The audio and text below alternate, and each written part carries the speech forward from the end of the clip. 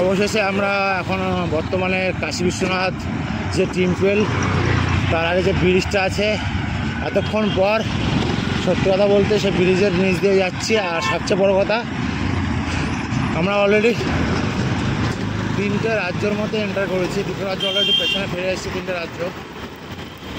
এতক্ষণ পর মনের মতো মা গঙ্গাকে দেখতে পারলাম। এর আগে ফালুকা নদীর উপর দিয়ে এসেছি, ওটা তো একটা অভিশপ্ত নদী। ওই ভিডিওটা এখন আপনাদের দিইনি, তো দিয়ে দেবো।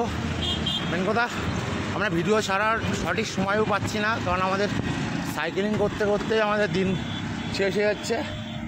তো ভিডিও কখন ছাড়বো?